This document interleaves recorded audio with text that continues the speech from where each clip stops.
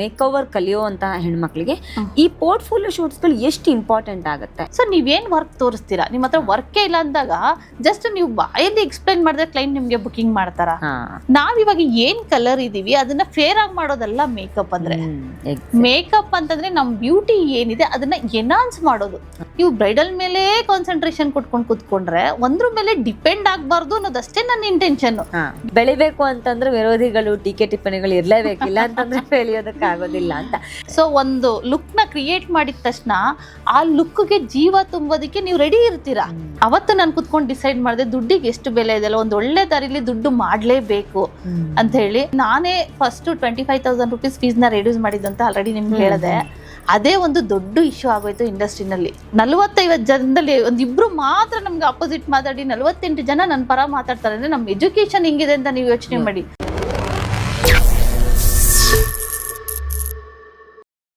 ಬಹಳ ವಿಶೇಷವಾಗಿ ಹೆಣ್ಮಕ್ಳು ಬೆಳಿತಾರೆ ಅಂತ ಅಂದಾಗ ಸೊ ಒಂದು ಕಡೆ ಅವ್ರ ಕಾಲೆಳೆಯೋ ಪ್ರಯತ್ನ, ಅವ್ರ ಮೇಲೆ ಅಪಪ್ರಚಾರ ಮಾಡುವಂತ ಪ್ರಯತ್ನ ಈ ತರದಾಗತ್ತೆ. ಸೊ ನಿಮ್ಮ ಇಂಡಸ್ಟ್ರಿನಲ್ಲಿ ಇಂತಹ ಕಹಿ ಘಟನೆಗಳ ಅನುಭವ ನಿಮ್ಗಾಗಿದ್ಯಾ? ಖಂಡಿತ. ಆ ತರ ಎಕ್ಸಾಂಪಲ್ ಹೇಳ್ಬೇಕಂದ್ರೆ ನನಗೆ ಆಗಿದೆ.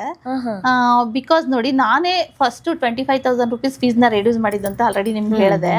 ಅದೇ ಒಂದು ದೊಡ್ಡ ಇಶ್ಯೂ ಆಗೋಯ್ತು ಇಂಡಸ್ಟ್ರಿನಲ್ಲಿ. ಲಕ್ಷ ಇರೋ ಫೀಸ್ ನ 25,000 rupeesಗೆ ರೆಡ್ಯೂಸ್ ಮಾಡಿ ಮೇಕಪ್ ಇಂಡಸ್ಟ್ರಿ ಹೆಸರು ಹಾಳು ಮಾಡ್ತಾ ಇದ್ದಾರೆ ಅಂತ ಹೇಳಿ ನನ್ನ ಮೇಲೆ ತುಂಬಾ ಪ್ರಾಬ್ಲಮ್ ಆಯ್ತು. ಮೆಸೇಜ್ ಬರೋದಾಗ್ಲಿ, ಕಾಲ್ಸ್ ಬರೋದಾಗ್ಲಿ, ಫೀಸ್ನ ಇನ್ಕ್ರೀಸ್ ಮಾಡಬೇಕು, ಯಾಕೆ ಈ ಥರ ಮಾಡ್ತಾ ಇದ್ದೀರಾ ಅಂತ. ಬಟ್ ನಾನು ಅದು ಯಾವುದಕ್ಕೂ ಕೂಡ ತಲೆ ಕೆಡಿಸ್ಕೊಂಡಿಲ್ಲ. ನನ್ನ ಇಂಟೆನ್ಷನ್ ಒಂದೇ ಇದ್ದಿದ್ದು, SLCಲಿ ನಮ್ಮ ಅಪ್ಪನ್ನ ಕಳ್ಕೊಂಡಾಗ ನೀವು ನಂಬಲ್ಲ, ಅವ್ರನ್ನ ಮಣ್ಣು ಮಾಡೋದಕ್ಕೂ ಕೂಡ ನಮ್ಮ ಹತ್ರ ದುಡ್ಡಿರ್ಲಿಲ್ಲ ಅವತ್ತಿನ ದಿವಸ. ಅವತ್ತು ನಾನು ಕುತ್ಕೊಂಡು ಡಿಸೈಡ್ ಮಾಡಿದೆ ದುಡ್ಡಿಗೆ ಎಷ್ಟು ಬೆಲೆ ಇದೆಯಲ್ಲ, ಒಂದು ಒಳ್ಳೆ ದಾರಿಲಿ ದುಡ್ಡು ಮಾಡಲೇಬೇಕು ಅಂತ ಹೇಳಿ. ಸೊ ಆ ಒಂದು ಇಂಟೆನ್ಷನ್ ಅಲ್ಲಿ ನಾನು ಪ್ರತಿಯೊಂದು ಹೆಣ್ಮಕ್ಳು ದುಡಿಲಿ ಅನ್ನೋ ಒಂದು ಆಸೆಯಿಂದ ನಾನು ಫೀಸ್ ರೆಡ್ಯೂಸ್ ಮಾಡೋದನ್ನೇ ಬಿಟ್ರೆ ಯಾವುದೇ ಒಂದು ಇಂಟೆನ್ಷನ್ ಇಂದ ಅಲ್ಲ. ಬಿಕಾಸ್ ನಾನು ಯೋಚನೆ ಮಾಡ್ಬೋದಾಗಿತ್ತಲ್ವಾ, 30-40 ಸ್ಟೂಡೆಂಟ್ಸ್ಗೆ 25,000 rupeesಗೆ ಟೀಚ್ ಮಾಡಿ ನನ್ನ ಎನರ್ಜಿ ವೇಸ್ಟ್ ಮಾಡ್ಕೊಳ್ಳೋ ಬದಲು ನನ್ಗೆ 1 ಲಕ್ಷ ಫೀಸ್ ಇಟ್ಟು 5 ಲಕ್ಷ ಫೀಸ್ ಬಂದಿದ್ರೆ ಸಾಕಿತ್ತಲ್ವಾ. ನಿಜ, ನಾನು ಅವ್ರ ತರನೇ ಮಾಡ್ಬೋದಾಗಿತ್ತಲ್ವಾ. ನನ್ಗೆ 5 ಜನ ಸ್ಟೂಡೆಂಟ್ ಬರ್ತಿರ್ಲಿಲ್ವಾ, ಆರಾಮ್ಸೆ ಬರ್ತಾ ಇದ್ರು.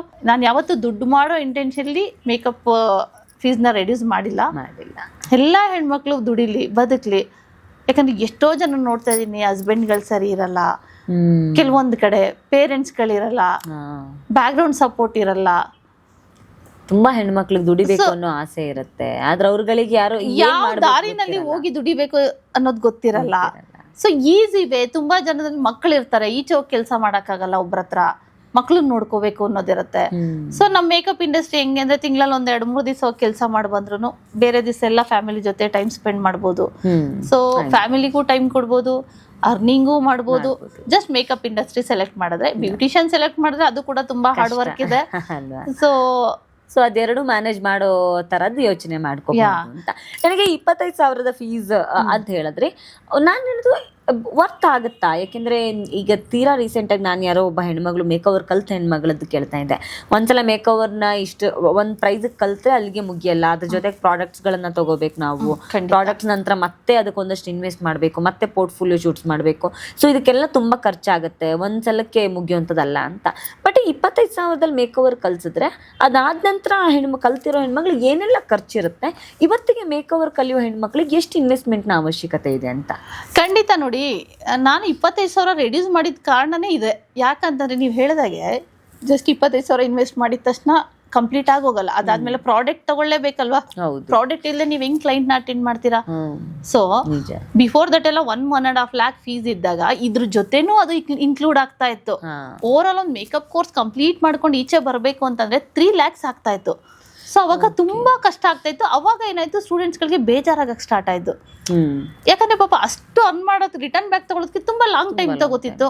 ಸೊ ಆ ಒಂದು ಇಂಟೆನ್ಷನ್ಲಿ ನಾನು ಫೀಸ್ನ ರೆಡ್ಯೂಸ್ ಮಾಡಿದ್ದೇನಕ್ಕೆ ಅಂತಂದ್ರೆ 25,000 ನಾವು ರೆಡ್ಯೂಸ್ ಮಾಡಿದ್ರೆ ಅಟ್ಲೀಸ್ಟ್ ಇನ್ನೊಂದು 25,000ದಲ್ಲಿ ಮೇಕಪ್ ಪ್ರಾಡಕ್ಟ್ ತಗೊಳ್ಳಿ, ಇನ್ನೊಂದು 10,000 ಇನ್ವೆಸ್ಟ್ ಮಾಡಿದ್ರೆ ಪೋರ್ಟ್ಫೋಲಿಯೋ ಶೂಟ್ ಆಗುತ್ತೆ. ಓವರ್ ಆಲ್ ಒಂದು 60-70,000 ಇನ್ವೆಸ್ಟ್ ಮಾಡಿದ್ರೆ ಒಂದು ಬೆಸ್ಟ್ ಮೇಕಪ್ ಆರ್ಟಿಸ್ಟ್ ಆಗ್ಬೋದು ಅಂತ. ಸೊ ಈ ಮೇಕ್ ಓವರ್ ಕಲಿಯುವಂತಹ ಹೆಣ್ಮಕ್ಳಿಗೆ ಈ ಪೋರ್ಟ್ಫೋಲಿಯೋ ಶೂಟ್ಸ್ಗಳು ಎಷ್ಟು ಇಂಪಾರ್ಟೆಂಟ್ ಆಗುತ್ತೆ, ಎಸ್ಪೆಷಲಿ ಐದರನೇ ಮಾಡೆಲ್ ಜೊತೆ ಪೋರ್ಟ್ಫೋಲಿಯೋ ಶೂಟ್ ಮಾಡೋದಕ್ಕೂ ಸೆಲೆಬ್ರಿಟಿಗಳ ಜೊತೆ ಪೋರ್ಟ್ಫೋಲಿಯೋ ಶೂಟ್ ಮಾಡೋದಕ್ಕೂ ಏನು ಡಿಫ್ರೆನ್ಸ್ ಬೀಳುತ್ತೆ, ಎಷ್ಟು ಇಂಪಾರ್ಟೆಂಟ್ ಇದು ಮೇಕಪ್ ಕಲಿಯೋರಿಗೆ ಅಂತ? ಆ್ಯಕ್ಚುಲಿ ಪೋರ್ಟ್ಫೋಲಿಯೋ ಶೂಟ್ ಅನ್ನೋದು ತುಂಬ ಇಂಪಾರ್ಟೆಂಟು ನಾನು ಹೇಳ್ತೀನಿ. ಯಾಕೆ ಅಂತಂದರೆ ನೋಡಿ, ಪೋರ್ಟ್ಫೋಲಿಯೋ ಶೂಟ್ ಅಂದರೆ ಕೆಲವೊಬ್ರು ಮಾತಾಡ್ತಾರೆ ಸುಮ್ಮನೆ ದುಡ್ಡು ವೇಸ್ಟ್ ಮಾಡಿಸ್ತಾರೆ, ಮೆಂಟರ್ಗಳು ಖರ್ಚು ಮಾಡಿಸ್ತಾರೆ, ನೀವು ಕೇಳಿರ್ಬೋದು ಅಲ್ವಾ. ಬಟ್ ನಾ ಹೇಳ್ತೀನಿ, ಇವಾಗ ಕ್ಲೈಂಟ್ ಬರ್ತಾರೆ ನಿಮ್ಮ ಹತ್ರ, ನೀವೊಂದು ಮೇಕಪ್ ಆರ್ಟಿಸ್ಟ್ ಅನ್ಕೊಳ್ಳಿ, ಕ್ಲೈಂಟ್ ಬರ್ತಾರೆ, ಎಲ್ಲಿ ನೀವು ಮಾಡಿರೋ ವರ್ಕ್ ತೋರಿಸಿ ಅಂತ ಕೇಳ್ತಾರೆ. ಇವಾಗ ಏನೇ ಆದ್ರೂ ನಾನು ಶಿಲ್ಪಾ ಗೌಡನ ಹತ್ರ ಕಲ್ತಿದ್ದೀನಿ ಅಂದಿದ ತಕ್ಷಣ ನನ್ನ ಸ್ಟೂಡೆಂಟ್ ಆರ್ಡರ್ ಸಿಗಲ್ಲ. ನೀನೇನ್ ಮಾಡಿದ್ಯಾ ಅಂತ ಕೇಳು. ಶಿಲ್ಪಾ ಗೌಡನ್ ನಾವು ನೋಡಿದೀವಿ, ಬಟ್ ಶಿಲ್ಪಾ ಗೌಡನ್ ಪೇಮೆಂಟ್ ನಾನು ಪೇಮೆಂಟ್ ಮಾಡಕ್ ಆಗಲ್ಲ ಅಷ್ಟೊಂದು. ಸೊ ನೀವ್ ಕಡಿಮೆ ಬಜೆಟ್ ಅಲ್ಲಿ ನನ್ಗೆ ಮೇಕಪ್ ಬೇಕು ಅಂತ ನನ್ನ ಸ್ಟೂಡೆಂಟ್ ನ ಸೆಲೆಕ್ಟ್ ಮಾಡಿದಾಗ ಕ್ಲೈಂಟ್, ಸೊ ನೀವೇನ್ ವರ್ಕ್ ತೋರಿಸ್ತೀರಾ, ನಿಮ್ಮ ಹತ್ರ ವರ್ಕೇ ಇಲ್ಲ ಅಂದಾಗ ಜಸ್ಟ್ ನೀವು ಬಾಯಲ್ಲಿ ಎಕ್ಸ್ಪ್ಲೈನ್ ಮಾಡಿದ್ರೆ ಕ್ಲೈಂಟ್ ನಿಮ್ಗೆ ಬುಕಿಂಗ್ ಮಾಡ್ತಾರಾ? ಇಲ್ಲ ಅಲ್ವಾ. ಸೊ ಪೋರ್ಟ್ಫೋಲಿಯೋ ಶೂಟ್ ಅಂತ ಏನಕ್ಕೆ ಕೆಲವೊಂದು ಸ್ಟೂಡೆಂಟ್ ಅಂತಾರೆ ನಮ್ಮ ಮನೇಲಿ ನಮ್ಮ ಅಕ್ಕ ಇದಾರೆ, ತಂಗಿ ಇದಾರೆ, ಸೊ ಅವ್ರನ್ನೇ ಒಂದು ಫೋಟೋ ತೆಗೆದು ಹಾಕೋತೀವಿ ಬಿಡಿ, ಫ್ರೀ ಆಗುತ್ತೆ, ನಮ್ಮ ಮನೇಲೆ ಸ್ಯಾರಿ ಇದೆ, ನಮ್ಮ ಮನೇಲೆ ಜುವೆಲ್ಸ್ ಇದೆ ಅಂತ ಹೇಳಿರೋದು ಉಂಟು. ಓಕೆನಾ. ಬಟ್ ನಿಜ ಹೇಳಿ, ನೀವೊಂದು ಆರ್ಟಿಸ್ಟ್ ಆಗಿ ಇನ್ಸ್ಟಾಗ್ರಾಮ್ ನಾವು ಓಪನ್ ಮಾಡಿದಾಗ ಒಂದು ರೀಲ್ಸ್ ನೋಡ್ತಾ ಇರ್ಬೇಕಾದ್ರೆ ನಾವು ವಾವ್ ಅನ್ನೋ ತರ ಮತ್ತೆ ಮತ್ತೆ ಅಟ್ರಾಕ್ಟ್ ಆಗ್ತೀವಾ? ಯಾರಾದ್ರೂ ಒಂದು ಪಾಸ್ಪೋರ್ಟ್ ಸೈಜ್ ಫೋಟೋ ಹಿಂಗ್ ನಿಂತ್ಕೊಂಡ್ಬಿಟ್ರೆ ನಾವು ಅಟ್ರಾಕ್ಟ್ ಆಗ್ತೀವ? ಯಾವ್ದಕ್ಕೆ ಅಟ್ರಾಕ್ಟ್ ಆಗ್ತೀವಿ? ರೀಲ್ಸ್ ಅಲ್ವಾ. ಸೊ ಆ ರೀಲ್ಸ್ ನ ನಾನ್ ಮಾಡಕ್ಕಾಗಲ್ಲ, ನನ್ನ ಸ್ಟೂಡೆಂಟ್ ಮಾಡಕ್ಕಾಗಲ್ಲ, ಸೆಲೆಬ್ರಿಟಿ ಮಾಡೆಲ್ಸೇ ಮಾಡಕ್ಕಾಗೋದು. ಕರೆಕ್ಟ್ ಅಲ್ವಾ? ನಿಮ್ಗೆ ಆ ಸ್ಕಿಲ್ಸ್ಗಳಿರುತ್ತೆ. ಸೊ ಒಂದು ಲುಕ್ ನ ಕ್ರಿಯೇಟ್ ಮಾಡಿದ ತಕ್ಷಣ ಆ ಲುಕ್ಗೆ ಜೀವ ತುಂಬೋದಕ್ಕೆ ನೀವು ರೆಡಿ ಇರ್ತೀರಾ. ನಿಮ್ಗೆ ಗೊತ್ತು ಆ ಲುಕ್ಗೆ ನಾನು ಹೆಂಗ್ ರೀಲ್ಸ್ ಮಾಡಬೇಕು, ಯಾವ ಸಾಂಗ್ ಮಾಡಬೇಕು, ಹೆಂಗ್ ಫೇಸ್ ಎಕ್ಸ್ಪ್ರೆಷನ್ ಕೊಡಬೇಕು ಅಂತ ಮಾಡೆಲ್ಸ್ ಆಗಿರ್ಬೋದು, ಸೆಲೆಬ್ರಿಟಿಗಳಿಗಾಗಿರ್ಬೋದು ಎಕ್ಸ್ಪೀರಿಯನ್ಸ್ ಆಗಿರುತ್ತೆ. ನಾವೇನ್ ಟ್ರೈನ್ ಅಪ್ ಮಾಡೋ ಅವಶ್ಯಕತೆ ಇಲ್ಲ ಅವರಿಗೆ. ಸೊ ಆ ಒಂದು ರೀಲ್ಸ್ಗಳನ್ನ, ಫೋಟೋಸ್ಗಳನ್ನ ನಮ್ಮ ಪೇಜಲ್ಲಿ ನಾವು ಹಾಕೊಂಡಾಗ ಏನಾಗುತ್ತೆ ಅಂತಂದ್ರೆ ನೋಡೋ ಅಂತ ಆಡಿಯನ್ಸ್ಗೆ ತುಂಬಾ ಖುಷಿ ಕೊಡುತ್ತೆ. ಒಂದು ಸೆಲೆಬ್ರಿಟಿಗೆ ಮಾಡಿರ್ಬೋದು, ಸೆಲೆಬ್ರಿಟಿಗೆಲ್ಲ ಮಾಡಿದ್ದಾರೆ ಅಂದ್ರೆ ಸೆಲೆಬ್ರಿಟಿನೇ ಹಿಂಗ್ ಧೈರ್ಯವಾಗಿ ಹೋಗಿ ಒಂದು ಆರ್ಟಿಸ್ಟ್ ಹತ್ರ ಕೂತಿದ್ದಾರೆ ಅಂದ್ರೆ ಚೆನ್ನಾಗಿ ಮಾಡ್ತಾರೆ ಅನ್ನೋ ಟ್ರಸ್ಟ್ ಬಿಲ್ಡ್ ಆಗುತ್ತೆ ಅವರಿಗೆ ಅಲ್ವಾ. ಸೊ ಪೋರ್ಟ್ಫೋಲಿಯೋ ಶೂಟ್ ನೀವ್ ಹೇಳಿ ಇವಾಗ ಇಂಪಾರ್ಟೆಂಟ್ ಅಲ್ವಾ ಅಂತ, ಇಂಪಾರ್ಟೆಂಟ್ ಅಲ್ವಾ, ಆಗ್ಬೋದು, ಒಂದ್ 10,000 ಖರ್ಚಾಗುತ್ತೆ, ಇಲ್ಲ ಅಂತ ನಾನು ಹೇಳ್ತಾ ಇಲ್ಲ. ಬಟ್ ಎಲ್ಲಾ ಫೀಲ್ಡ್ ಅಲ್ಲೂ ಆಗುತ್ತೆ, ಯಾವ್ದ್ರಲ್ಲಾಗಲ್ಲ. ನಾವು ಸ್ಕೂಲ್ಗೆ ಹಾಕ್ತಿವಿ, ಫೀಸೇ ಮುಗ್ದೋಯ್ತಾ, ಬುಕ್ಸ್ ತಕೊಡಲ್ವಾ, ಯೂನಿಫಾರ್ಮ್ ತಕೊಡಲ್ವಾ, ಆನ್ಯುವಲ್ ಡೇ ಅಂತ ಪೇ ಮಾಡಲ್ವಾ? ಸೊ ಅದೇ ತರನೇ ನಮ್ಮ ಇಂಡಸ್ಟ್ರಿ ಕೂಡ. ಈ ಮೈಂಡ್ ಸೆಟ್ ಅಲ್ಲಿ ಜನ ನೋಡ್ತಾ ಇಲ್ಲ ಇವತ್ತಿದನ್ನ, ಖಂಡಿತ ಅಲ್ವಾ. ಅಂಡ್ ನನಗೆ ಈ ಮೇಕ್ ಓವರ್ ಇಂಡಸ್ಟ್ರಿ ಅನ್ನೋ ವಿಚಾರ ಬಂದಾಗ ಇದರಿಂದ ಆಚೆಗೆ ಒಂದಷ್ಟು ಕಲಿಯೋದಿದೆ. ಈಗ ಎಲ್ರಿಗೂ ಮೈಂಡ್ ಸೆಟ್ ಏನು, ಮೇಕ್ ಓವರ್ ಬಂದ್ರೆ ಅದು ಬ್ರೈಡಲ್ ಮೇಕಪ್ ಮಾತ್ರ ಅಂತ. ಬಟ್ ಬ್ರೈಡಲ್ ಮೇಕಪ್ ಇಂದ ಆಚೆಗಿರೋ ಒಂದಷ್ಟು ಮೇಕಪ್ಗಳ ಬಗ್ಗೆ ಯಾರು ಡಿಸ್ಕಸ್ಸೇ ಮಾಡಲ್ಲ. ಈಗ ತುಂಬಾ ಡಿಫ್ರೆಂಟ್ ಕೈಂಡ್ ಆಫ್ ಮೇಕಪ್ಸ್ನ ನೀವು ಹೇಳ್ಕೊಡ್ತೀರಿ. ಈಗ ಸ್ಕ್ಯಾರ್ಸ್ದು, ಗಾಯಗಳಾಗಿರೋಂಥದ್ದು, ಈ devil kind of make overs, ಈ ತರಹದ್ದು, ಇನ್ನು ಕೆಲವು ದೇವಿ ಶೂಟ್ಸ್ಗಳು, ಈ ತರದ್ದೆಲ್ಲ. ಸೊ ಇದೆಲ್ಲ ಎಷ್ಟು ಇಂಪಾರ್ಟೆಂಟ್ ಒಬ್ಬ ಮೇಕ್ ಓವರ್ ಕಲಿಯೋ ಹೆಣ್ಮಗಳಿಗೆ ಅಂತ? ಆಕ್ಚುಲಿ ನೀವು ನೋಡಿರ್ಬೋದು, ನನ್ನ ಅಕಾಡೆಮಿಲಿ ಬ್ರೈಡಲ್ ಮೇಕಪ್ ಮಾತ್ರ ಅಲ್ಲ, ನನ್ನ ಪೋರ್ಟ್ಫೋಲಿಯೋ ಶೂಟ್ ನ ನೀವು ನೋಡಿರ್ತೀರಾ, ಯುನಿಕ್ ಆಗಿ ಇರುತ್ತೆ. ಡೇ 1 ಇಂದನೂ ನಾವು ಪೋರ್ಟ್ಫೋಲಿಯೋ ಶೂಟ್ ಅಂತ ಬಂದ್ರೆ ನನ್ನ ಸ್ಟೂಡೆಂಟ್ಸ್ ಗಳಿಗೆ ಯುನಿಕ್ ಆಗಿ ಲುಕ್ಸ್ ಗಳನ್ನ ಕ್ರಿಯೇಟ್ ಮಾಡ್ತಾ ಬಂದಿದ್ದಾರೆ. ಸೊ ಯಾಕೆ ಅಂತಂದ್ರೆ ಇವಾಗ ಯಾವಾಗ್ಲೂ ಬ್ರೈಡಲ್ ಮೇಕಪ್ ಅಲ್ಲೇ ನಾವ್ ಇರಕ್ಕಾಗಲ್ಲ. ಬಿಕಾಸ್ ಕೆಲವೊಂದು ಸೀಸನ್ ವೈಸ್, ಆಷಾಢ ಬರುತ್ತೆ ಅನ್ಕೊಳ್ಳಿ, ಬ್ರೈಡಲ್ ಇರುತ್ತಾ ನಮ್ಗೆ ಇರಲ್ಲ. ಕೆಲವೊಂದು ಸ್ಕೂಲ್ ಫಂಕ್ಷನ್ಸ್ ಗಳಿರುತ್ತೆ, ಅವ್ರಿಗೆ ಏನೋ ಒಂದು ದೇವಿ ಲುಕ್ ಮಾಡ್ಬೇಕು ಅನ್ಸುತ್ತೆ, ಒಂದು ಫ್ಯಾಷನ್ ಶೋಸ್ ಗಳಿರುತ್ತೆ, ಅಲ್ಲಿ ಏನೋ ಒಂದು ಬೇರೆ ಲುಕ್ಸ್ ಗಳನ್ನ ಕ್ರಿಯೇಟ್ ಮಾಡ್ಬೇಕು ಅಂತ ಇರುತ್ತೆ. ಕರೆಕ್ಟ್ ಅಲ್ವಾ? ಸೊ ಆ ತರ ಇದ್ದಾಗ ನೀವು ಬ್ರೈಡಲ್ ಮೇಲೆ ಕಾನ್ಸಂಟ್ರೇಷನ್ ಕೊಟ್ಕೊಂಡು ಕೂತ್ಕೊಂಡ್ರೆ ಒಂದ್ರ ಮೇಲೆ ಡಿಪೆಂಡ್ ಆಗ್ಬಾರ್ದು ಅನ್ನೋದಷ್ಟೇ ನನ್ನ ಇಂಟೆನ್ಷನ್. ಬಿಕಾಸ್ ಬೇರೆ ಕಡೆ ಎಲ್ಲ ಬರೀ ಬ್ರೈಡಲ್ ಲುಕ್ ಹೇಳ್ಕೊಡ್ತಾರೆ ಅಂತ ನೀವ್ ಹೇಳಿದ್ರಿ, ನಮ್ಮ ಅಕಾಡೆಮಿಲಿ ಅದು ಕಂಪಲ್ಸರಿ ಇದ್ದೇ ಇದೆ. ಅದ್ರ ಜೊತೆ ಎಕ್ಸ್ಟ್ರಾ ಅಡಿಷನಲ್ ನಾವು ಮಾಡಿಸ್ತೋದು ನಮ್ಮ ಸ್ಟೂಡೆಂಟ್ಸ್ ಹತ್ರ. ಆ ಒಂದು ಲುಕ್ಸ್ಗಳ ಫೋಟೋಸ್ಗಳನ್ನ ಸ್ಟೂಡೆಂಟ್ಸ್ಗಳ ಪೇಜ್ಗಳಲ್ಲಿ ನೋಡಿದಾಗ ಅವ್ರ ಆಡಿಯನ್ಸ್ಗೂ ಅವ್ರ ಕ್ಲೈಂಟ್ಗೂ ಅನ್ಸುತ್ತೆ ಇಷ್ಟು ಟಫ್ ಆಗಿರೋಂಥ ಲುಕ್ಸ್ಗಳನ್ನೇ ಕ್ರಿಯೇಟ್ ಮಾಡಿದ್ದಾರೆ ಅಂತಂದ್ರೆ ಬ್ರೈಡಲ್ ಲುಕ್ಸ್ ನೀರ್ ಕುಡ್ದಂಗೆ. ನಿಜ ಅಲ್ವಾ?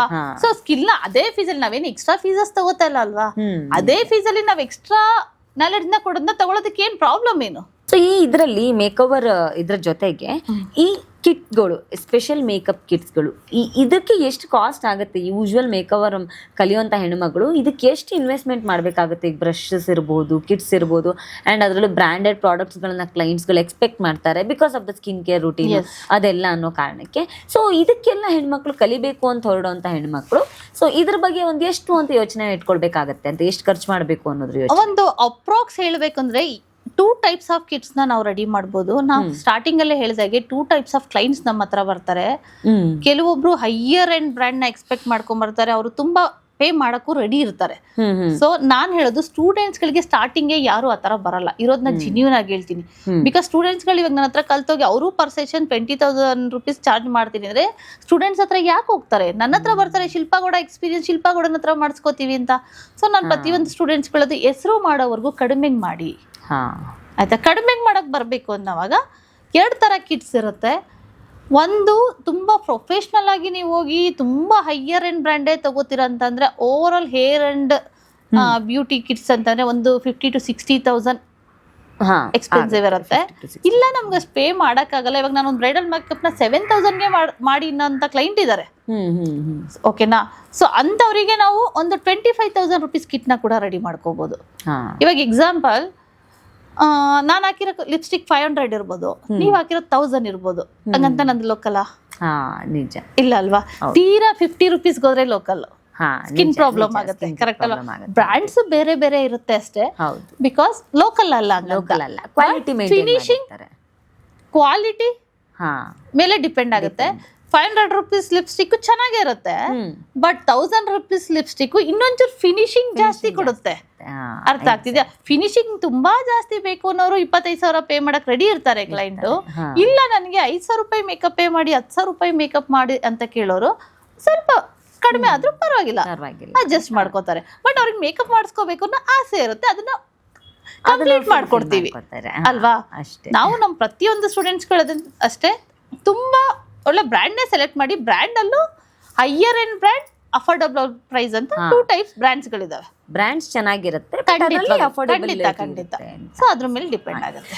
ಈ ಮೇಕಪ್ ಇಂಡಸ್ಟ್ರಿ ಅಂತ ಅಂದಾಗ ನಮ್ಮ ಭಾರತೀಯರಲ್ಲಿ ಒಂದು ಮೈಂಡ್ ಸೆಟ್ ಇದೆ, ಇಂಡಿಯನ್ಸ್ಗೆ ಏನು ಅಂದ್ರೆ ಬೆಳ್ಳಗ್ ಕಾಣಿಸೋರೆಲ್ಲ ಚೆನ್ನಾಗಿರ್ತಾರೆ ಅನ್ನೋದು ತಪ್ಪು ಕಲ್ಪನೆ ಇದೆ.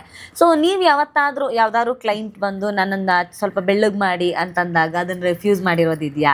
ಹೆಂಗೆ ನೀವು ಈ ತರದ ಸಿಚುವೇಶನ್ಗಳನ್ನ ಹೆಂಗೆ? ನೀವ್ ಹೇಳಿದಂಗೆ ನಮ್ಮ ಕನ್ನಡದವರೇನೆ ಬೆಳ್ಳಗ್ ಆಗ್ಬೇಕು ಅನ್ನೋ ಆಸೆ ಜಾಸ್ತಿ. ಒಂದು ತಪ್ಪು ಅಭಿಪ್ರಾಯ ಪೇಜ್ ನೋಡಿ, ಮೊನ್ನೆ ಒಂದು ಫಾರಿನರ್ಸ್ ಹುಡುಗನ್ಗೆ ನಾನು ಗ್ರೂಮ್ ಮೇಕಪ್ ಮಾಡಿದೆ. ಆ ಹುಡುಗ ಬಂದ್ ನನ್ನ ಹತ್ರ ಹೇಳಿದ್ದು ನನ್ನ ಕಪ್ಪುಗ್ ಮಾಡಿ ಅಂತ. ಆಕ್ಚುಲಿ ಫಾರಿನರ್ಸ್ ಎಲ್ಲ ನೀವು ನೋಡಿರ್ತೀರಾ, ಅವರು ಟ್ಯಾನ್ ಆಗ್ಲಿಂತ ಬಿಸಿಲಲ್ಲಿ ಹೋಗಿ ಮಲ್ಕೊಂತಾರೆ. ನಿಜ, ಬಿಕಾಸ್ ಅವ್ರಿಗೆ ಫೇರ್ ಆಗಿರೋದೇ ಇಷ್ಟ ಇಲ್ಲ. ನಿಜ. ಅದೇ ಜನ ಹೆಂಗಂದ್ರೆ ನಮ್ಗಿರೋದು ಇಷ್ಟ ಆಗಲ್ಲ ಯಾವತ್ತೂ, ಓಕೆನಾ? ಬಟ್ ನಾನು ಪ್ರತಿಯೊಂದು ಕ್ಲೈಂಟ್ಗಾಗ್ಲಿ ಸ್ಟೂಡೆಂಟ್ಸ್ಗಾಗ್ಲಿ ಏನ್ ಅಡ್ವೈಸ್ ಮಾಡ್ತೀನಿ ಅಂದ್ರೆ, ನಾವಿವಾಗ ಏನ್ ಕಲರ್ ಇದೀವಿ ಅದನ್ನ ಫೇರ್ ಆಗಿ ಮಾಡೋದಲ್ಲ ಮೇಕಪ್ ಅಂದ್ರೆ. ಮೇಕಪ್ ಅಂತಂದ್ರೆ ನಮ್ ಬ್ಯೂಟಿ ಏನಿದೆ ಅದನ್ನ ಎನ್ಹಾನ್ಸ್ ಮಾಡೋದು, ಕಲರ್ ಕರೆಕ್ಷನ್ಸ್. ಎಕ್ಸಾಂಪಲ್ ಮಾರ್ಕ್ಸ್ ಇರ್ಬೋದು, ಪಿಂಪಲ್ಸ್ ಇರ್ಬೋದು, ಡಾರ್ಕ್ ಸರ್ಕಲ್ ಇರ್ಬೋದು, ಅನ್ಇವನ್ ಕಲರ್ ಇದೆ ನಮ್ ಸ್ಕಿನ್ ಟೋನ್ ಅಲ್ಲಿ. ಸೊ ಅದನ್ನ ಒಂದೇ ಕಲರಿಗೆ ತಗೊಂಡ್ ಬಂದ್ರೆ ಅದೇ ಬೆಸ್ಟ್ ಮೇಕಪ್. ನಮ್ಮ ಸ್ಕಿನ್ ಟೋನ್ ಮೇಲೆ ಜಸ್ಟ್ 1 ಲೇಯರ್ ಮಾತ್ರ ಫೇರ್ ಮಾಡ್ಬೇಕು ಯಾವಾಗ್ಲೂ. ನಾವ್ ಇಷ್ಟು ಮಾತ್ರ ಫುಲ್ ಫೇರ್ ಮಾಡ್ಬಿಟ್ಟು ಇಲ್ಲೆಲ್ಲ ನಾರ್ಮಲ್ ಕಲರ್ ಇದ್ರೆ ಗೊತ್ತಾಗಲ್ವಾ ಜನಕ್ಕೆ? ಮತ್ತೆ ಜನಗಳು ನಿಮ್ಮನ್ನ ನೋಡಿರ್ತಾರಲ್ವಾ, ನಿಮ್ ರಿಲೇಷನ್ಸ್ ಗಳು, ನೀವ್ ಯಾವ ಕಲರ್ ಇದ್ರಿ ಇಷ್ಟ ದಿವಸ ಅಂತ. ಸೊ ಇಮಿಡಿಯೇಟ್ ಚೇಂಜ್ ಮಾಡಕ್ಕೆ ನಾವೇನ್ ಮ್ಯಾಜಿಕ್ ಮಾಡಕ್ ಆಗಲ್ಲ.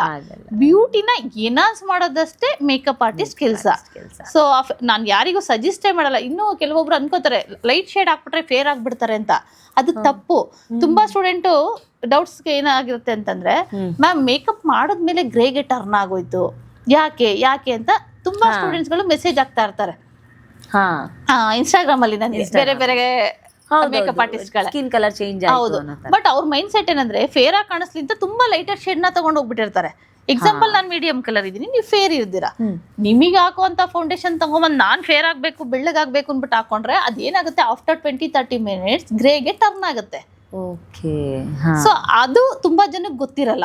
ಸೊ ಯಾವತ್ತು ಪರ್ಫೆಕ್ಟ್ ಆಗಿ ಕರೆಕ್ಟ್ ಆಗಿ ಶೇಡ್ಸ್ಗಳನ್ನ ನೀವು ಸೆಲೆಕ್ಟ್ ಮಾಡ್ತೀರಾ ಫೇಸ್ಗೆ, ಮೇಕಪ್ ಯಾವತ್ತೂ ಕೂಡ ಸ್ಪಾಯ್ಲ್ ಆಗಲ್ಲ. ಕೆಲವೊಂದ್ ಕಡೆ ಕೇಳಿರ್ತೀನಿ ನಾನು, ಮೇಕಪ್ ಬೂದಿ ಆಗೋಯ್ತು, ನಾನು ಅವ್ರ ಹತ್ರ ಮಾಡಿಸ್ಕೊಂಡಿದ್ದೆ, ಇವ್ರ ಹತ್ರ ಮಾಡಿಸ್ಕೊಂಡಿದ್ದೆ, ಡ್ರೈ ಆಯ್ತು, ಈ ತರ ಎಲ್ಲ. ಪ್ರಾಡಕ್ಟ್ ನಾಲೆಡ್ಜ್ ತುಂಬಾ ಚೆನ್ನಾಗಿದ್ರೆ ಯಾರು ಕೂಡ ಆ ಥರ ಪ್ರಾಬ್ಲಮ್ನ ಫೇಸ್ ಮಾಡಲ್ಲ. ಬಟ್ ಈ ಪ್ರಾಡಕ್ಟ್ ನಾಲೆಜ್ ನ ಕನ್ಸಿಡರ್ ಮಾಡೋದೇ ಬಹಳ ಕಷ್ಟ ಅನ್ಸುತ್ತೆ ಇವತ್ತಿನವ್ರಿಗೆ. ಅಂದ್ರೆ ಯಾರ ಸ್ಕಿನ್ಗೆ ಯಾವ ಕಲರ್ನ ಯಾವ ಶೇಡ್ ಮ್ಯಾಚ್ ಆಗುತ್ತೆ ಅನ್ನೋದನ್ನ ಒಂದ್ ಸ್ವಲ್ಪ ಜಡ್ಜ್ ಮಾಡೋದ್ರಲ್ಲೇ ತುಂಬಾ ಜನ ಖಂಡಿತವಾಗ್ಲು. ಬಿಕಾಸ್ ಯಾಕೆ ಅಂತಂದ್ರೆ ನೋಡಿ, ಇವಾಗ ಮಾರ್ಕೆಟ್ಗೆ ಹೋದ್ರೆ ತುಂಬಾ ಶೇಡ್ಸ್ಗಳಿದಾವೆ ಆಯ್ತಾ. ಇವಾಗ ಒಂದು ಬ್ರ್ಯಾಂಡ್ ಎಕ್ಸಾಂಪಲ್ ನಾರ್ಸ್ ಅಂತ ಇಟ್ಕೊಳ್ಳೋಣ, ಎಷ್ಟು ಶೇಡ್ಸ್ ಇದಾವೆ ಅಂದ್ರೆ 40 to 50 ಶೇಡ್ಸ್ ಫೌಂಡೇಶನ್ಸ್ ಇದೆ. ಹಾಗಂತ ನಾವು 50 ಶೇಡ್ಸ್ ನ ಪರ್ಚೇಸ್ ಮಾಡಕ್ಕಾಗತ್ತಾ? ಒಂದು ಕೋಟಿನೂ ಆಗ್ಬಿಡುತ್ತೆ ನಾವು ಪರ್ಚೇಸ್ ಮಾಡಕ್ ಹೋದ್ರೆ. ಎಷ್ಟೆಲ್ಲಾ ಬ್ರ್ಯಾಂಡ್ಸ್ ಗಳು ಎಲ್ಲಾ ಶೇಡ್ಸ್ ಬೇಕಂದ್ರೆ ಯೂಶಲಿ ನಾವು ಮೆಂಟರ್ಸ್ ಗಳು ಏನ್ ಮಾಡ್ತೀವಿ ಅಂದ್ರೆ ಡಾರ್ಕ್, ಮೀಡಿಯಂ, ಲೈಟ್ ಈ ತರ ಒಂದು 3 ಶೇಡ್ಸ್ ನ ಸಜೆಸ್ಟ್ ಮಾಡ್ತೀವಿ ಸ್ಟೂಡೆಂಟ್ಸ್ಗೆ. ಸೊ ಆ 3 ಶೇಡ್ಸ್, ಇವಾಗ ಎಕ್ಸಾಂಪಲ್ ನಾನು ಫೇರ್ ಇದೀನಿ, ನೀವು ಫೇರ್ ಇದೀರಾ ಅಂತಂದ್ರೆ ಫೇರ್ ಅಲ್ಲೂ ಚೇಂಜಸ್ ಇರ್ತೀವಿ. ಎಲ್ಲಾರು ಒಂದೇ ತರ ಇರಲ್ಲ ಅಲ್ವಾ, ವೇರಿಯೇಷನ್ಸ್ ಇದ್ದೇ ಇರ್ತೀವಲ್ವಾ. ಸೊ ಪರ್ಟಿಕ್ಯುಲರ್ ಆಗಿ ಇವಾಗ ಚೈತ್ರ ಕುಂದಾಪುರ್ ಬರ್ತಾರೆ ಅಂದ್ರೆ ನನಗೆ ಗೊತ್ತಿರುತ್ತೆ ನೀವು ಯಾವ ಸ್ಕಿನ್ ಅಂತ ಇದನ್ನ ಹಾಕು ಅಂತ ಹೇಳ್ಬೋದು ನಾನು ಅವ್ರಿಗೆ, ನಮ್ಮ ಸ್ಟೂಡೆಂಟ್ಸ್ಗೆ. ಬಟ್ ಯಾವ್ದೋ ಕ್ಲೈಂಟ್ ಬರ್ತಾರೆ, ಯಾವ ಕ್ಲೈಂಟ್ ಅನ್ನೋದು ನಾನು ನೋಡಿರಲ್ಲ, ನಾನು ಹೆಂಗೆ ಇಲ್ಲಿ ನಾನು ಸಜೆಸ್ಟ್ ಮಾಡೋಕ್ಕಾಗತ್ತಲ್ವಾ. ಸೊ ಇದು ಬಂದು ಮಿಕ್ಸ್ ಅಂಡ್ ಮ್ಯಾಚ್ ಮಾಡಿ ಮಾಡೋದನ್ನೇ ಕಲರ್ ಥಿಯೋರಿ ಅಂತ ಹೇಳ್ತೀವಿ. 3 ಕಲರ್ನ 30 ಕಲರ್ಗೆ ಟರ್ನ್ ಮಾಡ್ಕೊಳ್ಳೋದೇ ಥಿಯೋರಿ. ಸೊ ಆ ಮಿಕ್ಸ್ ಅಂಡ್ ಮ್ಯಾಚ್ ಒಂದು 35 ದಿವಸ ಕ್ಲಾಸಿಗೆ ಬಂದಿದ ತಕ್ಷಣ 100% ಬರಲ್ಲ. ಪ್ರಾಕ್ಟೀಸ್ ಮಾಡಬೇಕು. Practice important. ಸೊ ಎಷ್ಟು ಪ್ರಾಕ್ಟೀಸ್ ಮಾಡ್ತಾರೋ ಬ್ಯಾಕ್ ಟು ಬ್ಯಾಕ್ ಮಾಡ್ತಾ ಮಾಡ್ತಾ ಮಾಡ್ತಾ ತಪ್ಪಾಗ್ತಾ ಆಗ್ತಾ ಆಗ್ತಾ ಅವರೇ ಕರೆಕ್ಷನ್ ನ ಸರಿ ಮಾಡ್ಕೋತಾರೆ ಅಲ್ವಾ. 35 ಡೇಸ್ ಅಲ್ಲೇ ಎಲ್ಲಾ ಕಲ್ತು ಬಿಡೋದಾದ್ರೆ ಎಕ್ಸ್ಪೀರಿಯನ್ಸ್ ಅನ್ನೋ ವರ್ಡ್ಗೆ ಏನ್ ಮೀನಿಂಗ್ ಇದೆ? ಸೊ ಇವಾಗಿನ ಕೆಲವೊಂದು ಸ್ಟೂಡೆಂಟ್ಸ್ ಗಳಿಗೆ ಸ್ವಲ್ಪ ಪೇಷನ್ಸ್ ಕಡಿಮೆ, ಪಾಪ ಅವ್ರಿಗೆ ಝೀರೋ ನಾಲೆಡ್ಜಿಂದ ಬಂದಿರ್ತಾರೆ, ಅದನ್ನ ನಾವೇ ಅರ್ಥ ಮಾಡಿಸ್ಬೇಕು ಆಯ್ತಾ. ಸೊ ಅವ್ರ ನಾಲೆಡ್ಜ್ ಏನಂದ್ರೆ ಇವಾಗ ಕೋರ್ಸ್ ಕಂಪ್ಲೀಟ್ ಆಗಿರುತ್ತೆ, ಕೋರ್ಸ್ ಕಂಪ್ಲೀಟ್ ಆದ್ಮೇಲೆ ಹೋಗಿ ಒಂದು ಮೇಕಪ್ ಒಂದು 4-5 ಮೇಕಪ್ ಅಟೆಂಡ್ ಮಾಡಿದ್ರೆ 3 ಸಕ್ಸಸ್ ಆಗ್ಬೋದು, 1ರಲ್ಲಿ ಕಂಪ್ಲೇಂಟ್ ಬರ್ಬೋದು. ಬಿಕಾಸ್ ಯಾಕೆಂದ್ರೆ ಅವ್ರ ಸ್ಕಿನ್ ಟೈಪ್ ಏನಾಗಿದೆಯೋ, ಅವ್ರ ಪ್ರಿಪ್ರೇಷನ್ ಆಗಿದೆಯೋ ಇಲ್ವೋ, ಸ್ಕಿನ್ ಫೇಶಿಯಲ್ ಮಾಡಿದಾರೋ ಇಲ್ವೋ, ಬ್ಲಾಕ್ ಹೆಡ್ಸ್ ಇದೆಯೋ ಇಲ್ವೋ, ಅದ್ರ ಮೇಲೂ ಆಗುತ್ತೆ, ಸ್ಕಿನ್ ಟೈಪ್ ಮೇಲೂ ಆಗುತ್ತೆ ಅಲ್ವಾ. ನಾವು ಪ್ರಿಪ್ರೇಷನ್ ಮಾಡ್ದೇನೆ ಮೇಕಪ್ ಮಾಡಕ್ ಹೋದಾಗ ಆಬ್ವಿಯಸ್ಲಿ ಮೇಕಪ್ ಸ್ಪಾಯ್ಲ್ ಆಗುತ್ತೆ. ಎಷ್ಟೊಂದ್ ಜನದ ಫೇಸ್ ಮೇಲೆ ಹೇರ್ಸ್ ಇರುತ್ತೆ, ಅದ್ರ ಮೇಲೆ ಮೇಕಪ್ ಪರ್ಫೆಕ್ಟ್ ಆಗಿ ಮಾಡಿದ್ರೆ ಆಗಲ್ಲ, ಸ್ವಲ್ಪ ಗ್ರೇಟ್ ಟರ್ನ್ ಆಗುತ್ತೆ. ಬಿಕಾಸ್ ಹೇರ್ ಬ್ಲಾಕ್ ಇರುತ್ತೆ, ನಾವು ಸ್ಕಿನ್ ಕಲರ್ ನೋಡಿ ಫೌಂಡೇಶನ್ ಹಾಕಿರ್ತೀವಿ. ಸೊ ಈ ತರ ಪ್ರಾಬ್ಲಮ್ಸ್ ಇರುತ್ತೆ. ಬಟ್ ಕೆಲವೊಂದು ಕ್ಲೈಂಟ್ ಇಲ್ಲ ನನಗೆ ಚೆನ್ನಾಗಿ ಮಾಡಿ ಅಂತಂದ್ರೆ ಆಪ್ಷನ್ ಇಲ್ಲ, ಆಗುತ್ತೆ. ಎಷ್ಟು ಮಟ್ಟಿಗೆ ಒಂದು 75% ನಾವು ರಿಸಲ್ಟ್ ಕೊಡ್ಬೋದು. ಹೇರ್ಸ್ ರಿಮೂವ್ ಮಾಡ್ದೇನೆ ನನಗಿಲ್ಲ ಕರೆಕ್ಟಾಗಿ ಮಾಡಬೇಕು ಅಂದ್ರೆ ಅದು ಆಪ್ಷನ್ ಇಲ್ಲ ಅಲ್ವಾ. ಇವಾಗ ಜ್ವರ ಬಂತು ಅಂದ್ರೆ ಮೆಡಿಷನ್ ತಗೊಳ್ದೇನೆ ನಾನು ಹುಷಾರಾಗಬೇಕು ಅಂತಂದ್ರೆ ಆಗುತ್ತಾ? ಸೊ ಅದೇ ತರನೇ ಒಂದು ಮೇಕಪ್ ಇಂಡಸ್ಟ್ರಿ ಕೂಡ. ಬಟ್ ಮೇಕಪ್ ಇಂಡಸ್ಟ್ರಿನ ಯಾರು ಅರ್ಥ ಮಾಡ್ಕೋತಿಲ್ಲ. ಮೇಕಪ್ ಇಂಡಸ್ಟ್ರಿ ಅಂದ್ರೆ ಹಿಂಗೆ ಮ್ಯಾಜಿಕ್, ಏನಿದ್ರು ಆಗ್ಬಿಡ್ಬೇಕು, ಒಂದ್ ಪಿಂಪಲ್ಸ್ ಇದ್ರು ಹೋಗ್ಬಿಡ್ಬೇಕು, ಎಲ್ಲಿ ಹೋಗುತ್ತೆ? ಡಾಕ್ಟರೇ ಸರ್ಜರಿ ಮಾಡ್ಬೇಕು ಪಿಂಪಲ್ಸ್ ನ ತೆಗಿಬೇಕಂದ್ರೆ ಅಲ್ವಾ. ಡಾಕ್ಟರ್ ಹತ್ರ ಹೋಗಿ ಏನ್ ಟ್ರೀಟ್ಮೆಂಟ್ ತಗೊಂಡ್ರು ವರ್ಷಾನ್ಗಟ್ಲೆ ಆಗುತ್ತೆ ಒಂದ್ ಪಿಂಪಲ್ ರೆಡ್ಯೂಸ್ ಆಗೋದಕ್ಕೆ. ಮೇಕಪ್ ಆರ್ಟಿಸ್ಟ್ 1 hour ಅಲ್ಲಿ ಮಾಡೋಂತ ಮೇಕಪ್ ಅಲ್ಲಿ ಕ್ಲಿಯರ್ ಮಾಡಕ್ಕಾಗತ್ತಾ? ಇಲ್ಲ.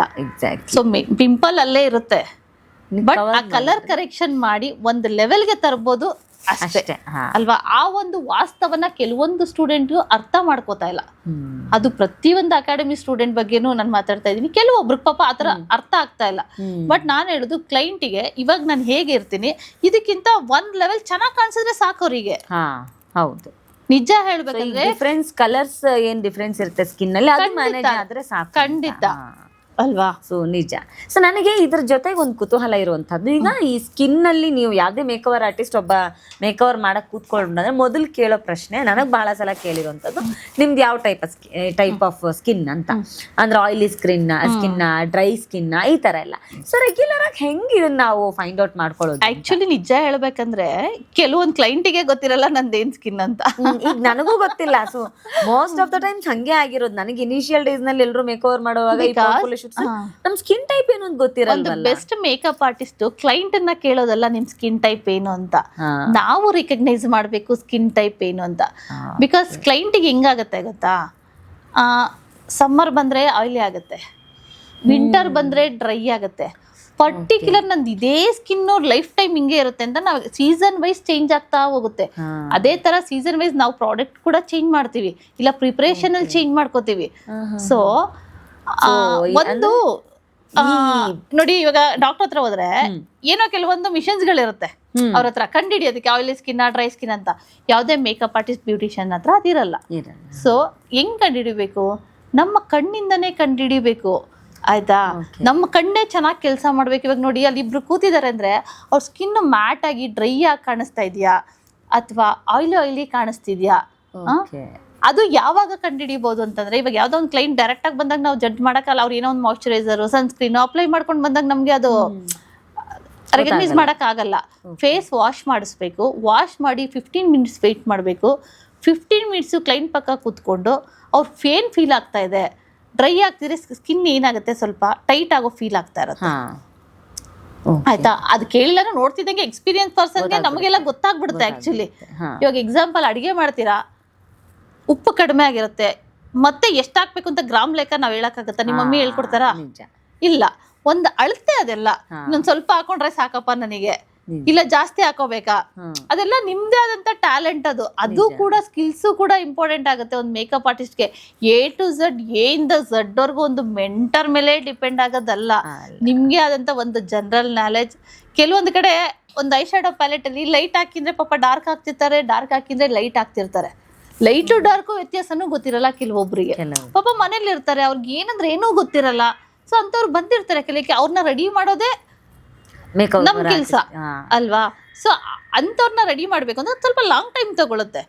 ಸೊ 35 days ಕೋರ್ಸ್ ಆದ್ಮೇಲೆ ಅವ್ರು ಮತ್ತೆ ಇಂಟರ್ನ್ಶಿಪ್ ಅಂತ ಬರಬೇಕು. ಸ್ಟಾರ್ಟಿಂಗ್ ಅಲ್ಲಿ 0 ನಾಲೆಡ್ಜ್ ಅಲ್ಲಿ ಬಂದಿರ್ತಾರೆ, ಅವ್ರ ತಲೆಗೆ ತುಂಬಾ ಸ್ವಲ್ಪ ಕಷ್ಟ ಆಗುತ್ತೆ. ಮತ್ತೆ ಇಂಟರ್ನ್ಶಿಪ್ ಅಂತ ಬಂದಾಗ ಇನ್ನೊಂದ್ ಸ್ವಲ್ಪ ಕಲ್ತಾಗ ಸೆಕೆಂಡ್ ಟೈಮ್ ಆಗುತ್ತಲ್ವಾ ಅವ್ರಿಗೆ, ಸೊ ಈಸಿಲಿ ಅವ್ರ ತಲೆಗೆ ಹೋಗುತ್ತೆ. ಸೊ ಇನ್ನೂ 100% ಆಗ್ಬೇಕು ಅಂದಾಗ ಅವರು ಅಟ್ಲೀಸ್ಟ್ 1-2 ವರ್ಷ ಕೆಲಸ ಮಾಡ್ಬೇಕು ಕ್ಲೈಂಟ್ ಜೊತೆ,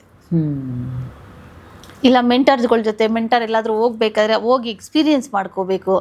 ಇದೆಲ್ಲ ಮಾಡ್ದಾಗ್ಲೇ ಅವರು ಪರ್ಫೆಕ್ಟ್ ಆಗೋದು. ಸುಮ್ಮನೆ 35 ದಿವಸದಲ್ಲೇ ನೀವು ಫುಲ್ ಪರ್ಫೆಕ್ಟ್ ಆಗ್ಬಿಡ್ತೀರಾ? ಯಾವ ಇಂಡಸ್ಟ್ರಿನಲ್ಲಿ ಆಗ್ತೀರಾ? ಡಿಸೈನರ್ ಒಂದು ಬ್ಲೌಸ್ ಹೊಲಿಯೋದು ಕಲಿತಾರೆ, ಒಂದೇ ಸರಿ ವಾವನ. ಇವತ್ಗೂ ನಾವು ಎಲ್ಲೆಲ್ಲೋ ಸ್ಟಿಚ್ ಮಾಡಿಸ್ತೀವಿ, ಇವತ್ಗೂ ಒಂದೊಂದ್ಸರಿ ಲೂಸ್ ಆಗುತ್ತೆ, ಟೈಟ್ ಆಗುತ್ತೆ, ಆಗುತ್ತೆ ಅಲ್ವಾ? ನಿಜ ಹೇಳಿ. 100% ಯಾರು ಹಾಗಂತ ಅವ್ರಿಗೆ ಕೆಲಸ ಬರಲ್ಲ ಅಂತಲ್ಲ, ಆ ಸಿಚುವೇಶನ್ಗೆ ಹಂಗ ಆಗಿರುತ್ತೆ. ಅದನ್ನ ಕರೆಕ್ಟ್ ಮಾಡ್ಕೊಳ್ಳೋ ಕೆಪಾಸಿಟಿ ಇರ್ಬೇಕಷ್ಟೇ ನಮಗೆ. ಪ್ರತಿ ಒಂದು ಇಂಡಸ್ಟ್ರಿನೂ ಅಷ್ಟೇ ಎಕ್ಸ್ಪೀರಿಯನ್ಸ್ ಆಗೋದಕ್ಕೆ ಟೈಮ್ ಬೇಕೇ ಬೇಕು. ಹಂಗ ಒಂದೇ ತಿಂಗಳಲ್ಲಿ ಆಗಿದ್ರೆ 1 ವರ್ಷ ನಾವು ನನ್ನ ಮಕ್ಕಳನ್ನ ಸ್ಕೂಲಲ್ಲಿ ಓದ್ಸಂಗೆ ಇರ್ಲಿಲ್ಲ. ಒಂದೊಂದ್ ಕ್ಲಾಸ್ನ 1 ತಿಂಗಳಲ್ಲಿ ಎಲ್ಲ ಸಿಲೆಬಸ್ನ ತುಂಬಿಡ್ಬೋದಾಗಿತ್ತಲ್ವ? ನಿಜ ಅಲ್ವಾ? SLC ವರ್ಗೂ ಯಾಕೆ ಓದಿಸ್ಬೇಕು, ಡಿಗ್ರಿ ವರ್ಗೂ ಯಾಕೆ ಓದಿಸ್ಬೇಕು? ಬಟ್ ಮೇಕಪ್ ಇಂಡಸ್ಟ್ರಿ ಮಾತ್ರ ಎಕ್ಸ್ಪೆಕ್ಟೇಷನ್ ಹಂಗಿಲ್ಲ, ಬಂದ ತಕ್ಷಣ ಅಲ್ಲಿ ಹೋಗ್ಬಿಡ್ಬೇಕು, ಆಗಲ್ಲ. ಬಟ್ ನಾನು ಹೇಳೋದು, ಇಲ್ಲಿರ್ತೀರಾ, ಇಲ್ಲಿಗೆ ಬರೋಷ್ಟು ಪ್ರಯತ್ನ ಮಾಡಿ ಸಾಕು. ಏನೋ ದುಡಿದೆ ಮನೇಲಿ ಇರ್ತೀವ, ಒಂದ್ 20,000 ದುಡಿಯಂಗ ಆಗ್ತಿದ್ದು, ಖುಷಿ ಪಡಿ. ಅದ ಗ್ರಾಜುಯಲಿ ಮುಂದಕ್ಕೆ ಹೋಗ್ತಾ ಇರುತ್ತೆ. ಈಗ ತುಂಬಾ ಬಹಳ ಜನ ಹೆಣ್ಮಕ್ಳು ಮಾತಾಡೋದು ಕೇಳ್ತೀನಿ, ಮೇಕವರ್ ಆರ್ಟಿಸ್ಟ್ ಹೆಣ್ಮಕ್ಳುಗಳು ಮೇಕವರ್ ಮಾಡಕ್ ಹೋದಾಗ, ಬ್ರೈಡ್ಸ್ಗಳದ್ದು ಇದಕ್ಕೆ ಹೋದಾಗ ತುಂಬಾ ಸಲ ಬ್ಯಾಡ್ ಎಕ್ಸ್ಪೀರಿಯನ್ಸಸ್ಗಳಾಗುತ್ತೆ. ಅವ್ರನ್ನ ತುಂಬಾ ರೆಸ್ಪೆಕ್ಟ್ಫುಲಿ ನಡ್ಸ್ಕೊಳ್ಳೋದಿಲ್ಲ ಅಂತ. ಸೊ ನಿಮ್ಗೆ ಹೆಂಗ್ ಅನ್ಸುತ್ತೆ? ನಿಮ್ಗೆ ಈ ತರದ್ ಯಾವ್ದಾದ್ರು ಅನುಭವ ಆಗಿದ್ಯಾ? ಅನುಭವ ಆಗಿದೆ, ಬಟ್ ಏನ್ ಗೊತ್ತಾ, ನಾನು ಅದನ್ನ ಯಾವ್ದನ್ನು ಬ್ಯಾಡ್ ಎಕ್ಸ್ಪೀರಿಯನ್ಸ್ ಅಂತ ನಿಜ ತಗೊಂಡಿಲ್ಲ. ಬಿಕಾಸ್ ಯಾಕೆ ಅಂತಂದ್ರೆ ನಾನು ಎಲ್ಲಾನು ಸ್ಪೋರ್ಟಿವ್ ಆಗಿ ತಗೋತೀನಿ ಯೂಶಲಿ. ಯಾಕಂದ್ರೆ ನಾನು ಕಷ್ಟಪಟ್ಟು ಬಂದಿರೋದ್ರಿಂದ. ಮದ್ವೆ ಮನೇಲಿ ರೆಸ್ಪೆಕ್ಟ್ ಕೊಡಲ್ಲ. ನಾವ್ ಹೋಗಿರೋದು ನಮ್ ಕೆಲ್ಸಕ್ಕೆ, ಏನ್ ರೆಸ್ಪೆಕ್ಟ್ ಬೇಕು ನಮ್ಗೆ? ನಮ್ ಕೆಲ್ಸ ಚೆನ್ನಾಗಿದ್ರೆ ಯಾಕೆ ನಮ್ಗೆ ಅದು ಪೇಮೆಂಟ್ ಬಂದ್ರೆ ಸಾಕು, ಏನ್ ರೆಸ್ಪೆಕ್ಟ್? ನಾವೇನ್ ಅಲ್ಲೇ ಇರ್ತೀವ? ಇರೋದು 2 hours ನಾವು ವರ್ಕ್ ಮಾಡೋದು ಒಂದು ಕ್ಲೈಂಟ್ ಜೊತೆ. ನಾವೇ ಒಂದ್ ಹೆಂಗ್ ಗೊತ್ತಾ, ನಾವ್ ಹೆಂಗ್ ಬಿಹೇವ್ ಮಾಡ್ತೀವಿ ಅದ್ರ ಮೇಲೆ ಕ್ಲೈಂಟ್ ಬಿಹೇವ್ ಮಾಡ್ತಾರೆ ನನ್ನ ಎಕ್ಸ್ಪೀರಿಯನ್ಸ್ ಅಲ್ಲಿ. ಅದೇ ಹೇಳಿದ್ನಲ್ಲ, ಇವಾಗ ತುಂಬಾ ಜನಕ್ಕೆ ಪೇಷನ್ಸ್ ಇಲ್ಲ ಅಷ್ಟೇ. ಇವಾಗ ಕ್ಲೈಂಟ್ ರಿಕ್ವೈರ್ಮೆಂಟ್ ಬೇರೆ ಬೇರೆ ಇರುತ್ತೆ. ಇವಾಗ ನೋಡಿ, ನನಗೆ ಪಿಂಕ್ ಲಿಪ್ಸ್ಟಿಕ್ ಇಷ್ಟ ಆದ್ರೆ ಅವ್ರಿಗೆ ರೆಡ್ ಇಷ್ಟ ಆಗ್ಬೋದು. ಅವ್ರನ್ನ ಕನ್ವೆ ಮಾಡೋದೇ ನಮ್ ಕೆಲ್ಸ. ಇವಾಗ ನನ್ ರೂಟ್ ಹೆಂಗಂತಂದ್ರೆ, ಫಸ್ಟ್ ಇಲ್ಲ ನಿಮ್ ಸ್ಕಿನ್ಗೆ ಪಿಂಕ್ ಚೆನ್ನಾಗಿ ಕಾಣಿಸುತ್ತೆ ಅಂತ ಹೇಳ್ತೀನಿ. ಇಲ್ಲ ನನ್ಗೆ ರೆಡ್ಡೇ ಬೇಕಪ್ಪ, ನಾನು ಯಾವಾಗ್ಲೂ ರೆಡ್ಡೇ ಹಾಕೋದು ಅಂತ ಅವ್ರು ಹೇಳ್ತಾರೆ. 1 ಸರಿ 2 ಸರಿ ಹೇಳ್ತೀನಿ, ನಿಮ್ ಸ್ಕಿನ್ ಟೋನಿಗೆ ಇದು ಸೂಟ್ ಆಗುತ್ತೆ, ನಿಮ್ ಕಾಸ್ಟ್ಯೂಮ್ಗೆ ಇದು ಸೂಟ್ ಆಗುತ್ತೆ. ಇಲ್ಲ ಅದೇ ಹಾಕ್ಬೇಕು, ನಾವು ಬಿಟ್ಬಿಡ್ಬೇಕು ಅವರಿಗೆ. ಇಲ್ಲ ಪಿಂಕೇ ಹಾಕ್ಬೇಕು ಅಂತ ನಾವು ಪ್ರೆಸರ್ ಹಾಕ್ತಾಗ ಏನಾಗುತ್ತೆ ಅವರಿಗೆ, ನನಗೆ ಇಷ್ಟ ಆಗಿದೆ ಇವ್ರು ಆಗ್ತಾ ಇಲ್ಲ ಅಂತ ಅವ್ರು ನಮಗೆ ಉಲ್ಟಾ ಮಾತಾಡ್ತಾರೆ.